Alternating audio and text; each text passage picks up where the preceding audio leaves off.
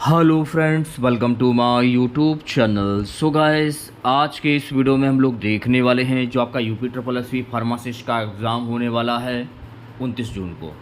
तो आज की इस क्लास में हम लोग यूपी ट्रिपल एसवी फार्मासिस्ट एग्ज़ाम के लिए प्रीवियस ईयर के टॉप मोस्ट इम्पोर्टेंट क्वेश्चंस को यहाँ पर डिस्कस करने वाले हैं। और मैं आप लोगों को ये 100% गारंटी देता हूँ कि यूपी ट्रिपल एसवी फार्मासिस्ट के एग्ज़ाम में यहाँ से प्रश्न पूछे जाएंगे।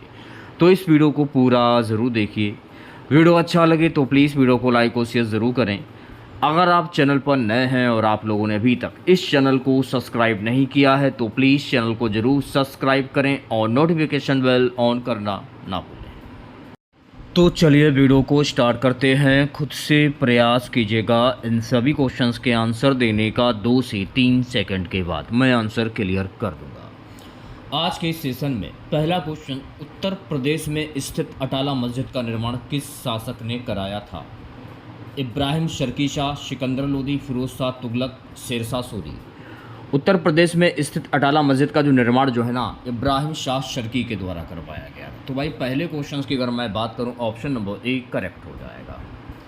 चलिए बढ़ते हैं नेक्स्ट क्वेश्चन की ओर। सो गाइस, दूसरा क्वेश्चन, रानी लक्ष्मीबाई का जन्म वर्तमान उत्तर प्रदेश के किस नगर में हुआ था? झांसी, वाराणसी, कानपुर या प्रयागराज?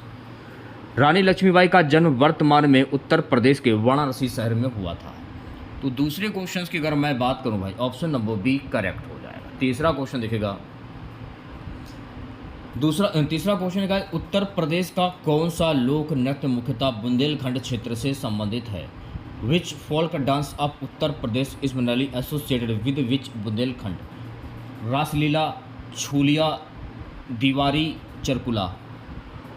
उत्तर प्रदेश का जो आपका दीवारी लोक नृत्य जो है ना, ये मुख्यतः बुंदेलखंड क्षेत्र से संबंधित है।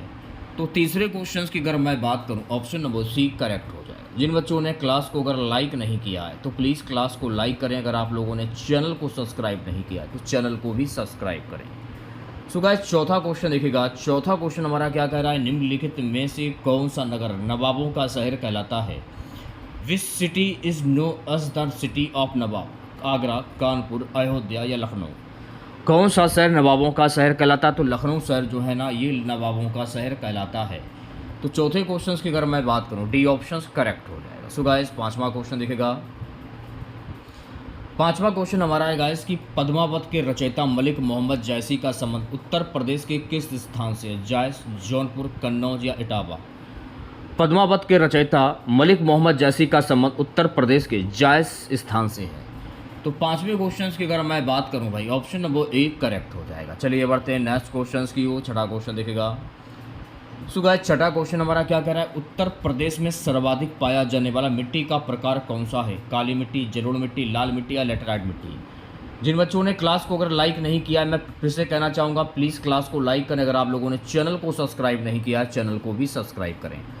उत्तर प्रदेश में सर्वाधिक पाया जाने वाला मिट्टी का जो प्रकार है, यह है जलोढ़ मिट्टी। तो छठे क्वेश्चन की अगर मैं बात करूँ भाई, ऑप्शन नंबर बी जो है इस क्वेश्चन का करेक्ट आंसर हो जाएगा। सातवां क्वेश्चन देखिएगा सभी बच्चे। दुधवा टाइगर रिजर्व मुख्यतः किस जनपद में स्थित है? Dudhwa tiger reserve is generally located in which district? Pilibhit, Bahraich, Lakhimpur Kheri या श्रावस्ती? तो दुधवा टाइगर रिजर्व जो है ना मेरे प्यारे बच्चों, ये स्थित है लखीमपुर खीरी जिले में। तो सातवें क्वेश्चन की अगर मैं बात करूं, सी ऑप्शन करेक्ट हो जाएगा। चलिए बढ़ते हैं नेक्स्ट क्वेश्चन की ओर। What is the major problem of red soil in Uttar Pradesh? Uttar Pradesh में रेह मिट्टी की प्रमुख समस्या क्या है? अंगलेता, जलभराव, लबड़ेता या कटाव? उत्तर प्रदेश में रेह मिट्टी की प्रमुख जो समस्या है यह है लबड़ेता। ऑप्शन नंबर सी जो है गाइस इस क्वेश्चन का करेक्ट आंसर हो जाएगा। सो गाइस, नवा क्वेश्चन देखेगा। उत्तर प्रदेश में अब्रगनी माइका मुख्यतः किस क्षेत्र में पाया जाता है? सोनभद्र, झांसी, ललितपुर या मिर्ज़ापुर? उत्तर प्रदेश में अब्रक यानी माइका जो है ना, ये सोनभद्र क्षेत्र में पाया जाता है। नवे क्वेश्चन की अगर मैं बात करूं भी, ऑप्शन नंबर ए करेक्ट हो जाएगा। सो गाइस, 10वां क्वेश्चन दिखेगा। 10वां क्वेश्चन हमारा है मेरे प्यारे बच्चों, एक जिला एक उत्पाद ODOP योजना का उद्देश्य क्या है? What is the objective of the ODOP scheme? कृषि विस्तार, जिला विशिष्ट उत्पादों को बढ़ावा देना, पर्यटन विकास, वन संरक्षण? एक जिला एक उत्पाद ODOP योजना का उद्देश्य होता है जिला विशिष्ट उत्पादों को बढ़ावा देना।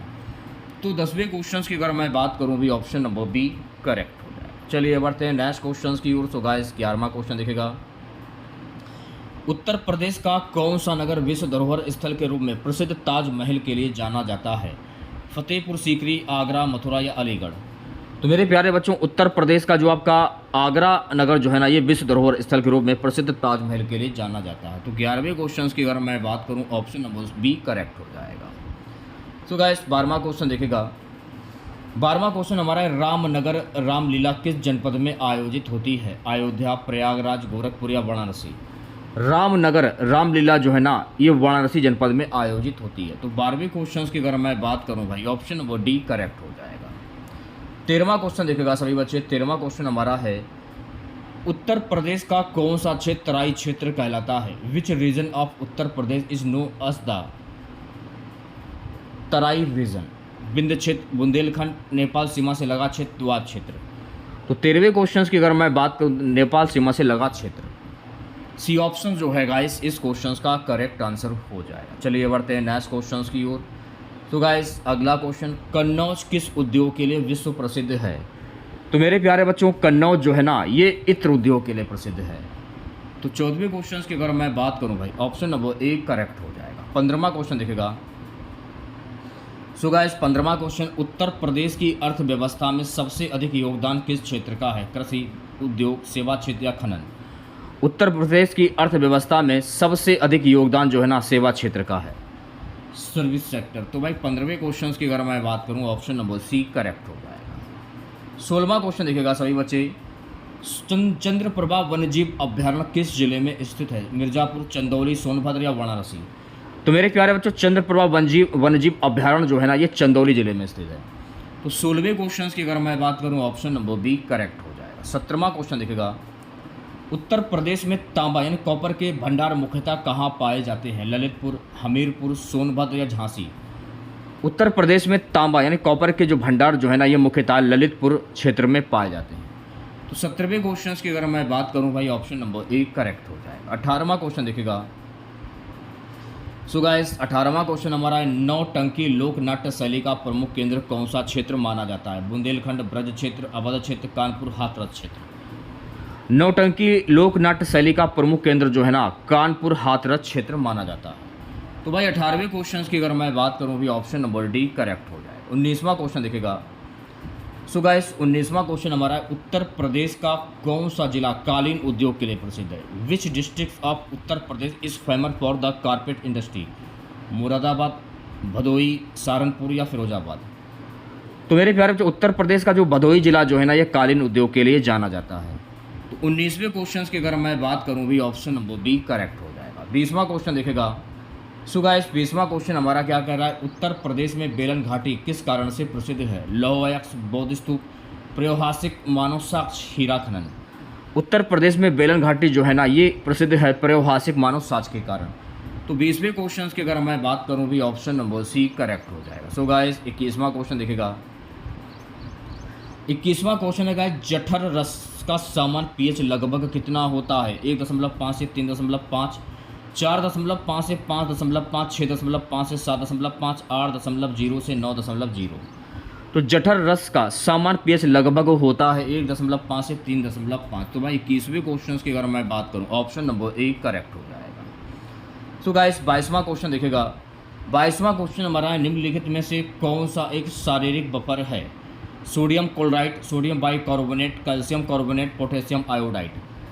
तो 22वें क्वेश्चन की अगर मैं बात करूं भाई, sodium bicarbonate, option number B जो है गाइस इस क्वेश्चन का करेक्ट आंसर हो जाएगा। चलिए बढ़ते हैं नेक्स्ट क्वेश्चन की ओर प्यारे बच्चों। 23वां क्वेश्चन देखेगा, विटामिन सी मुख्यतः किस प्रकार की एंटीऑक्सीडेंट है? वसा में घुलनशील, हार्मोनल, जल में घुलनशील या एंजाइमेटिक? विटामिन सी मुख्यतः जो है ना, ये जल में घुलनशील है और एंटीऑक्सीडेंट है। ऑप्शन नंबर सी जो है गाइस इस क्वेश्चन का करेक्ट आंसर हो जाएगा। सो गाइस 24वां क्वेश्चन दिखेगा। 24वां क्वेश्चन हमारा है कि निम्नलिखित में से कौन सा एंटासिड प्रणालीगत एंटासिड है? Magnesium hydroxide, aluminium hydroxide, calcium carbonate, sodium bicarbonate? निम्नलिखित में से कौन सा एंटासिड प्रणालीगत एंटासिड है? Sodium bicarbonate. तो 24वें क्वेश्चन की अगर मैं बात करूं भाई, ऑप्शन नंबर डी करेक्ट हो जाएगा। चलिए बढ़ते हैं नेक्स्ट क्वेश्चन की ओर। सो गाइस 25वां क्वेश्चन देखेगा। 25वां क्वेश्चन है गाइस, कैलोमाइन का मुख्य उपयोग क्या है? त्वचा सुरक्षा, रेचक, मूत्रवर्धक, शामक। तो कैलोमाइन का मुख्य उपयोग क्या होता है? तो कैलोमाइन का मुख्य उपयोग होता है मेरे प्यारे बच्चों त्वचा सुरक्षा। तो ए ऑप्शन जो है इस क्वेश्चन का करेक्ट आंसर हो जाएगा। चलिए बढ़ते हैं नेक्स्ट क्वेश्चन की ओर। 26वां क्वेश्चन देखेगा। जिंक ऑक्साइड पेस्ट का उपयोग मुख्यतः किस लिए किया जाता है? रक्तचाप नियंत्रण, त्वचा संरक्षक, मधुमेह उपचार, एंटीबायोटिक। तो जिंक ऑक्साइड पेस्ट का उपयोग मुख्यतः त्वचा संरक्षक के रूप में किया जाता है। तो 26वें क्वेश्चन की अगर मैं बात करूं, ऑप्शन नंबर बी करेक्ट हो जाएगा। सो गाइस 27वां क्वेश्चन देखेगा। बोरिक अम्ल यानी बोरिक एसिड का उपयोग किस रूप में किया जाता है? रोगाणुरोधी, एंजाइसिल या ज्वरनाशक या एंटीहिस्टामिन। तो मेरे प्यारे जो बोरिक अम्ल का उपयोग जो है ना रोगाणुरोधी के रूप में किया जाता है। तो 27वें क्वेश्चन की अगर मैं बात करूं भाई, ऑप्शन नंबर ए करेक्ट हो जाएगा। 28वां क्वेश्चन देखेगा सभी बच्चे। एलम किस श्रेणी का पदार्थ है? प्रतिजैविक, कसैला, रेचक, प्रतिऑक्सीडेंट। तो मेरे प्यारे जो एलम जो है ना ये कसैला श्रेणी का पदार्थ है। तो 28वें क्वेश्चन की अगर मैं बात करूं भाई, ऑप्शन नंबर बी करेक्ट हो जाएगा। 29वां क्वेश्चन देखेगा। सो गाइस 29वां क्वेश्चन हमारा क्या कह रहा है कि दंत क्षय डेंटल कैरीज की रोकथाम हेतु सामान्यतः किस यौगिक का उपयोग किया जाता है? Sodium fluoride, potassium nitrate, magnesium sulphate, sodium sulphate. दंत क्षय की रोकथाम हेतु सामान्यतः सोडियम फ्लोराइड यौगिक का उपयोग किया जाता है। तो 29वें क्वेश्चन की अगर मैं बात करूं भाई, ऑप्शन नंबर ए करेक्ट हो जाएगा। 30वां क्वेश्चन दिखेगा सभी बच्चे। 30वां क्वेश्चन हमारा है कि श्वसन उत्तेजक के रूप में कौन सा यौगिक प्रयुक्त होता है? Ammonium carbonate, zinc sulphate, boric अम्ल या फेरस सल्फेट। श्वसन उत्तेजक के रूप में कौन सा यौगिक प्रयुक्त होता है? Ammonium carbonate. Option number A जो है गाइस इस क्वेश्चन का करेक्ट आंसर हो जाएगा। तो गाइस नेक्स्ट क्वेश्चन देखिएगा। अमोनियम क्लोराइड मुख्यतः किस रूप में प्रयुक्त होता है? वमनकारी, कफ निस्तारक, रेचक, मूत्रवर्धक। अमोनियम क्लोराइड मुख्यतः जो है ना कफ निस्तारक के रूप में प्रयुक्त होता है। 31वें क्वेश्चन की अगर मैं बात करूं भी, ऑप्शन नंबर बी करेक्ट हो जाएगा। 32वां क्वेश्चन देखेगा सभी बच्चे। सो गाइस 32वां क्वेश्चन हमारा क्या कह रहा है? तांबा सल्फेट का उच्च मात्रा में उपयोग किस रूप में किया गया है? प्रतिकार, वमनकारी, एंटासिड, कफ निस्तारक। तो तांबा सल्फेट का जो उच्च मात्रा में उपयोग किया गया ये है वमनकारी। ऑप्शन नंबर बी जो है गाइस इस क्वेश्चन का करेक्ट आंसर हो जाएगा। 33वां क्वेश्चन देखेगा।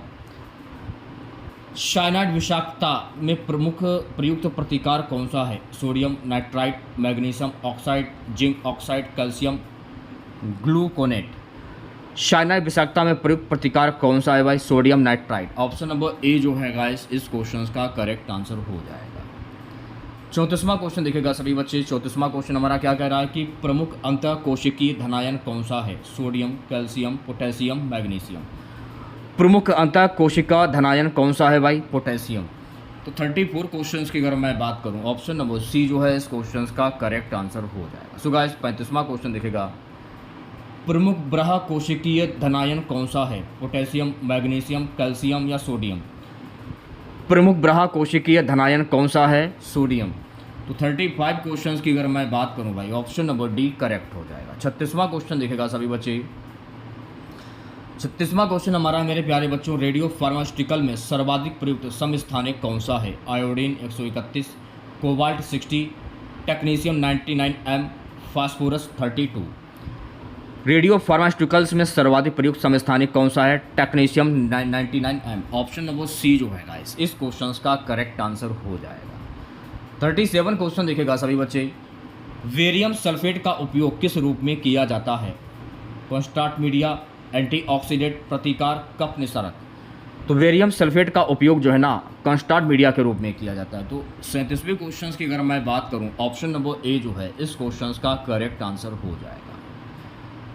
जिन बच्चों ने क्लास को अगर लाइक नहीं किया है, क्लास को लाइक करें। अगर आप लोगों ने शेयर नहीं किया, शेयर भी करें। चैनल को भी सब्सक्राइब करें आप लोग। 38वां क्वेश्चन देखेगा सभी बच्चे। सो गाइस 38वां क्वेश्चन हमारा क्या कह रहा है कि दवाओं के गुणवत्ता नियंत्रण में डिसोल्यूशन टेस्ट किस लिए किया जाता है? रंग जांच, घुलने की दर निर्धारण, गंध परीक्षण, स्वाद परीक्षण। दवाओं के गुणवत्ता नियंत्रण में डिसोल्यूशन टेस्ट जो है ना घुलने की दर निर्धारण के लिए किया जाता है। तो 38वें क्वेश्चन की अगर मैं बात करूं ऑप्शन नंबर बी करेक्ट हो जाएगा। सो गाइस 39वां क्वेश्चन देखिएगा, फार्माकोनोसी में स्टार्च की पहचान हेतु कौन सा अभिकर्मक प्रयुक्त होती है? फार्माकोनोसी में स्टार्च की पहचान हेतु जो है ना आयोडीन विलयन अभिकर्मक प्रयुक्त होता है। तो राइट आंसर की अगर मैं बात करूं भी ऑप्शन नंबर सी जो है गाइस इस क्वेश्चन का करेक्ट आंसर हो जाएगा। 40वां क्वेश्चन देखिएगा, 40वां क्वेश्चन है गाइस, एल्केलाइड्स की पहचान के लिए सबसे सामान्य परीक्षण कौन सा है? मोलिस परीक्षण, वायोरेट परीक्षण, निनहाइड्रिन परीक्षण या ड्रैगनहॉट परीक्षण। एल्केलाइड्स की पहचान के लिए सबसे सामान्य परीक्षण जो है ना ये है मेरे प्यारे बच्चों ड्रैगनहॉट परीक्षण।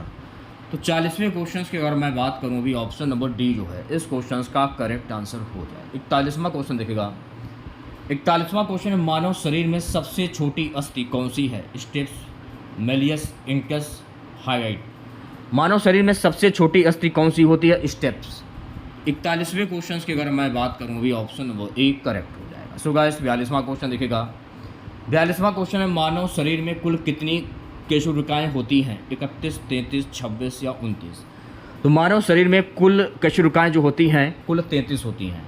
तो भाई 42वें क्वेश्चन की अगर मैं बात करूं ऑप्शन नंबर बी करेक्ट हो जाए। 43 क्वेश्चन देखिएगा, हृदय का प्राकृतिक पेसमेकर कौन सा है? हृदय का प्राकृतिक पेसमेकर है SA नोड। तो राइट आंसर की अगर मैं बात करूं भी ऑप्शन नंबर डी करेक्ट हो जाए। सो गाइस 44वां क्वेश्चन देखिएगा, देखिए गाइस आप लोगों के पास सिर्फ और सिर्फ आज से एग्ज़ाम होने में 4 दिन शेष बचे हैं, सिर्फ ओनली 4 दिन। तो इन 4 दिनों में अभी तक मैंने आप लोगों को जितनी भी क्लासें कराई हैं अगर आप लोगों ने उन क्लासों को देख लिया तो ये मानकर चलिए यूपी जीके से और जो आपका और भी सब्जेक्ट जो हैं उनसे आपका एक भी क्वेश्चन जो है वो मिस नहीं होगा। साइंस हुआ जैसे कि यूपी जीके हुआ और जो आपका सब्जेक्ट वाला जो है उसे आपका एक भी क्वेश्चन मिस नहीं होगा। तो उसके लिए आपको करना क्या होगा, सारी क्लासों को आपको फिर से दोबारा देखना होगा। तो 4 दिन है तो 4 दिन में आप सारी क्लासें देख सकते हैं। मैंने प्लेलिस्ट बना दी है, प्लेलिस्ट में जाइए और सारे क्लासें जो हैं अभी तक हुई हैं अभी तक उन सारी क्लासों को देख लीजिए, ठीक है। अगला क्वेश्चन क्या है, मानव हृदय का कौन सा कक्ष ऑक्सीजन युक्त रक्त को पूरे शरीर में भेजता है? डायलिन, डायनिलय, बायालिन या बायानिलय। तो मेरे प्यार जो मानव हृदय का जो आपका बायानिलय कक्ष जो है ना ये ऑक्सीजन युक्त रक्त को पूरे शरीर में भेजता है। तो 44वें क्वेश्चन की अगर मैं बात करूं ऑप्शन नंबर डी करेक्ट हो जाए। अगला क्वेश्चन देखिएगा 45वां क्वेश्चन है, फेफड़ों की कार्यात्मक इकाई क्या है? ब्रोकाई, एल्वियोलस, ट्रेकिया या पिलरा। तो फेफड़ों की कार्यात्मक इकाई क्या होती है? एल्वियोलस। ऑप्शन नंबर बी जो है गाइस इस क्वेश्चन का करेक्ट आंसर हो जाए। 46वां क्वेश्चन देखिएगा, सो गाइस 46वां क्वेश्चन हमारा है, मानव शरीर में सामान्यतः कितने फेफड़े खंड होते हैं? 3, 4, 5 या 6। तो मानव शरीर में सामान्यतः 5 फेफड़े खंड होते हैं। तो सी ऑप्शन जो है गाइस इस क्वेश्चन का करेक्ट आंसर हो जाएगा। 47वां क्वेश्चन देखिएगा, 47वां क्वेश्चन हमारा मेरे प्यारे बच्चों कि नेफ्रॉन का कौन सा भाग प्राथमिक मूत्र के निस्पंदन के लिए उत्तरदायी है? हेनले लूप, बोमैन कैप्सूल, संग्राहक वाहिनी, DCT। तो 47 क्वेश्चंस की अगर मैं बात करूं Bowman capsule. Option number B जो है गाइस इस क्वेश्चन का करेक्ट आंसर हो जाएगा। 48वां क्वेश्चन देखेगा सभी बच्चे, 48वां क्वेश्चन हमारा है, मानव शरीर में सबसे लंबी मांसपेशी कौन सी है? तो मानव शरीर में सबसे लंबी जो मांसपेशी है ये शॉर्टरेस। ऑप्शन नंबर सी जो है इस क्वेश्चन का करेक्ट आंसर हो जाएगा। 49 क्वेश्चन देखेगा, सेरिबेलम का मुख्य कार्य क्या है? स्मृति, शरीर संतुलन एवं समन्वय, दृष्टि या श्रवण। तो सेरिबेलम का मुख्य कार्य होता है मेरे प्यारे बच्चों शरीर संतुलन एवं समन्वय। तो 49 क्वेश्चन की अगर मैं बात करूं भी ऑप्शन नंबर बी करेक्ट हो जाएगा। 50 क्वेश्चन देखेगा, 50 क्वेश्चन है, मस्तिष्क मेरु द्रव CSF का निर्माण मुख्यतः कहाँ होता है? Cerebrum, choroid, plexus, medulla, thalamus. तो राइट आंसर की अगर मैं बात करूं भी choroid plexus. Option number B जो है इस क्वेश्चन का करेक्ट आंसर हो जाएगा। सो गाइस नेक्स्ट क्वेश्चन देखिएगा, नेत्र की कौन सी परत प्रकाश के प्रति संवेदनशील होती है? स्केला, कॉर्निया, कोराइड या रेटिना। तो मेरे प्यार जो नेत्र की जो आपकी रेटिना परत जो है ना यह प्रकाश के प्रति संवेदनशील होती है। तो 51वें क्वेश्चन की अगर मैं बात करूँ ऑप्शन नंबर डी करेक्ट हो जाएगा। अगला क्वेश्चन देखेगा, सो गाइस अगला क्वेश्चन हमारा है कि स्वाद का संवेदन मुख्यतः किस कपाल तंत्रिका द्वारा संचालित होता है? तो राइट आंसर की अगर मैं बात करूं भी ऑप्शन नंबर सी जो है इस क्वेश्चन का करेक्ट आंसर हो जाएगा। चलिए बढ़ते हैं नेक्स्ट क्वेश्चन की और अगला क्वेश्चन देखेगा, मानव शरीर में सबसे बड़ा पाचन ग्रंथि कौन सी है? अग्नाशय, यकृत, लार ग्रंथि, पित्ताशय। मानव शरीर में सबसे बड़ा पाचन ग्रंथि जो है ना यह है यकृत, जिसे हम कहते हैं लीवर। 53वें क्वेश्चन की अगर मैं बात करूं ऑप्शन नंबर बी करेक्ट हो जाएगा। अगला क्वेश्चन देखिएगा 54। अगला क्वेश्चन है, पित्त का संग्रहण कहाँ होता है? यकृत, अग्नाशय, पित्ताशय या ग्रहणी।